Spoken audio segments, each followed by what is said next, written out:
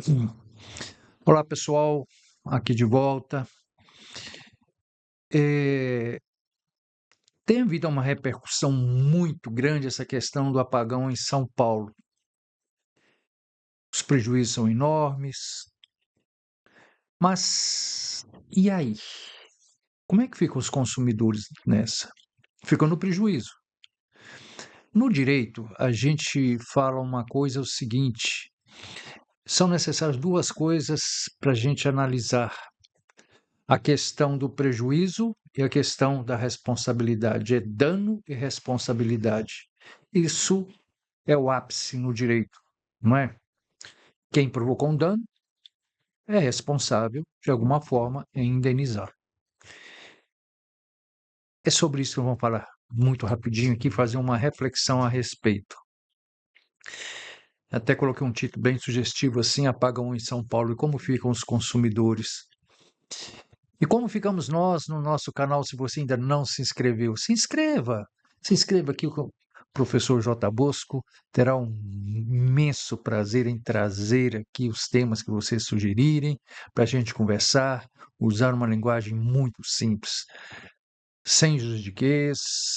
Compartilhe com as pessoas, convide as pessoas para se inscrever no nosso canal. Para você que já está inscrito, muito obrigado. Deixe o seu like para que haja mais engajamento. Vamos fazer esse canal crescer. Eu dependo muito de você. Eu não, nós dependemos, eu e toda a minha equipe, tá certo? E vocês que nos prestigiam aqui, o meu muito obrigado, nosso muito obrigado. Ah, voltemos ao que interessa. Os prejuízos são enormes, não é? Eu vejo aqui alguns dados da FEComércio de São Paulo, Federação do Comércio de lá, e realmente eu fico abismado, muito impressionado com isso. A gente precisa fazer uma análise, é o seguinte: quem é que fica no prejuízo nisso aí? Bom, é o consumidor. Primeiro, o consumidor direto em todas as suas ah, na sua amplitude, por assim dizer, em casa, perda das coisas, né, dos mantimentos, criança que não vai à escola porque não pode, porque, enfim, não tem energia, falta alimentação, falta um monte de perda, né? Uma quantidade enorme disso aí. Mas o que chama atenção, claro, o FEComércio levanta um dado que realmente eu fiquei assustador. Só no quarto dia, em torno de 250 mil residentes ficaram sem energia, 300 e tantas mil depois, sei lá, alguma coisa nesse sentido. Mas olha só, olha que coisa, para a gente colocar um número aqui, olha que dado interessante da FEComércio. O comércio de São Paulo tende a faturar por dia em torno, aos finais de semana, obviamente, em torno de 1,1 bilhão de reais, 1,1 bilhão de reais. Enquanto serviços, prestação de serviços, tem receitas da ordem de 2,3 bilhões. Pessoal, isso é muito significativo em se tratando de número, não é? De impacto na economia como um todo. Os comerciantes, num primeiro momento, também são consumidores, não é isso? E lá na ponta, como é que ficam esses consumidores? O impacto maior é aí. E o Código de Defesa do Consumidor, ele é muito claro, muito específico nisso aí. O consumidor não pode ficar no prejuízo. A responsabilidade é do fornecedor. Então, a equação é simples. De um lado você tem um fornecedor, do outro lado o consumidor. Quais são as responsabilidades? Quais são as competências do fornecedor? Ah, quando o fornecedor descumpre alguma coisa, alguma etapa nessa relação consumerista, quais são os prejuízos para o consumidor? Quais os direitos que lhe são assegurados? Então, é isso que precisa ser analisado. Mas tem uma outra coisa que me chama muita atenção. A empresa distribuidora, eu vou, na medida do possível, evitar citar nomes aqui dessas entidades, essas instituições, mas a empresa distribuidora, ela é uma concessionária, uma multinacional e etc, etc. Essa aqui eu posso dizer, ela é eh, trabalho, por assim dizer, sob orientações da ANEEL, não é? Da Enel, a distribuidora de energia elétrica, exatamente subordinada ao Ministério da Energia. Pessoal, olha que coisa interessante. Se é uma concessionária, é uma concessão, a gente vê isso lá no direito administrativo e vê com muita propriedade. Quem concede tem uma tremenda de uma responsabilidade no sentido de fiscalizar essa prestação de serviço. Aí pergunta o seguinte: existem ou existiam alguns indicadores que essa prestadora de serviço deixava a desejar? Então, o gestor disso tudo é a ANEEL, vinculada ao Ministério da Energia. Olha só que interessante.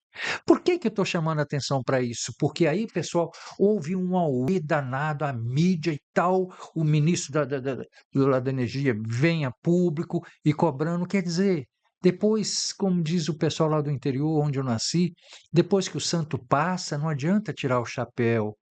Depois que o leite derrama, meu amigo, derramou, não adianta você abaixar o fogo. O que é necessário é que façamos uma análise exatamente nesse sentido, de cobrar dos responsáveis, é de fazer com que as coisas que eles tomem determinadas medidas, não depois que o desastre acontece, mas de forma preventiva, de forma preditiva. Importante fazermos essa verificação. E mais, pessoal, além do prejuízo material, vidas foram ceifadas. A quantidade de árvores, impacto no meio ambiente. Aí a distribuidora fala: não, mas o problema é impacto ambiental mesmo, climático e não sei das quantas, e por aí afora vai. Quer dizer, tanta desculpa, tanta possível justificativa. Se o tempo está descontrolado, passamos muito recentemente por uma intempérie terrível no Rio Grande do Sul. Hã? Por que a gente não toma isso como exemplo? Opa, quais são as vulnerabilidades? Ou seja, pessoal, o gestor público tem uma tremenda de uma responsabilidade nesse sentido. Eu, enquanto professor de TGE, Teoria Geral do Estado, a gente fala isso o tempo todo. A ideia não é propiciar o bem-estar público. Então nós pagamos aos gestores da res pública, da coisa pública, exatamente para prevenir essas situações. Isso que é o mais bacana agora, mais interessante, é nós falarmos. Há uma coisa que me chama muita atenção, eh, então as punições, essa concessionária precisam vir da Agência Nacional de Energia Elétrica, ANEEL, né, vinculado ao Ministério de Minas e Energia, que até agora eu só falei Ministério da Energia, Ministério de Minas e Energia. Aqui que chama a atenção para a gente encerrar aqui. Pessoal, olha se essa história não está mal contada. O Tribunal de Contas da União do Município de São Paulo, TCM-SP, encaminhou à ANEEL um relatório dizendo o seguinte: olha, foram identificadas graves falhas aí nessa prestação de serviço. E veja quais são os principais pontos ou tópicos indicados lá pelo Tribunal de Contas do município de São Paulo. Ele enumerou aqui 7 pontos que acho realmente bem interessante para a gente fazer uma análise em cima da responsabilidade que ele deveria administrar isso. Olha como que a coisa já vinha acontecendo, quanto erro, olha só quanta falha. Primeiro, segundo o Tribunal de Contas do município de São Paulo, Tribunal de Contas, investimento. Essa empresa descumpriu metas de investimento.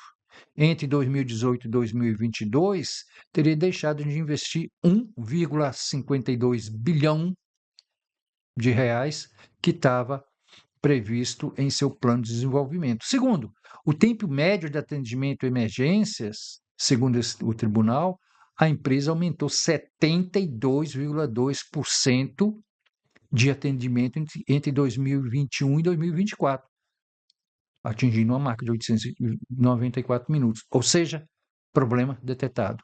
Indicador de nível de serviço. A empresa apresentou desempenho 20% abaixo da meta regulatória estabelecida pela ANEEL em 2023. Uai, e por que não se tomou providência? Em se tratando de satisfação do consumidor, em 2023, segundo o Tribunal de Contas do município de São Paulo, essa empresa distribuidora esteve entre as 10 piores concessionárias de energia elétrica. Entre 2018 e 2024, essa empresa distribuidora de energia elétrica de São Paulo foi alvo de multa da ANEEL, Procon, Senacom, que ultrapassam 355 milhões de reais. Vamos aplicando multa, aplica multa, mas não resolve a situação. Essas infrações incluem descumprimento de prazos, cobranças indevidas, interrupções no fornecimento de energia sem justificativa, falha no atendimento ao consumidor. Olha a quantidade de problema que existia. Isso estava camuflado? Estava como? Não sei. Redução do quadro de funcionários. A empresa distribuidora de energia em questão reduziu seu quadro de funcionários em 51,5%, mais da metade. Intuito de quê? Reduzir custo. Com certeza isso impactou na eficiência de forma drástica na prestação de serviço. Por último, a redução de custos. O Tribunal de Contas observou a redução de 48,7% nos custos operacionais entre 2018 e 2023. Pessoal, são indicadores importantes que já era para ter acendido não apenas uma luzinha amarela, mas uma luz vermelha há muito tempo. Não é? De novo, aqui precisamos. Não estou querendo dizer que a empresa distribuidora não tenha culpa, muito culpada, muito, a responsabilidade é muito grande, mas eu estou querendo chamar a atenção para esse detalhe. E os gestores públicos que deveriam acompanhar passo a passo essa prestação de serviço? Como é que fica? E agora? Agora está esse auê, questão política, questão não sei das quantas. Não. E a população, e o consumidor lá na ponta, como é que fica? Arcar com prejuízo? Ah, tá. Aí o Congresso está votando lá, arranjar dinheiro para esse pessoal lá. Quem é que vai arranjar dinheiro? O meu bolso, do seu bolso. Nós estamos pagando pela ineficácia de um monte de gente que faz a gestão da coisa pública. Vamos pensar nisso. Pessoal, acione o sininho para você receber notificações aqui sempre às terças e quinta-feiras, exatamente ao meio-dia. Até daqui a pouco. Tem mais.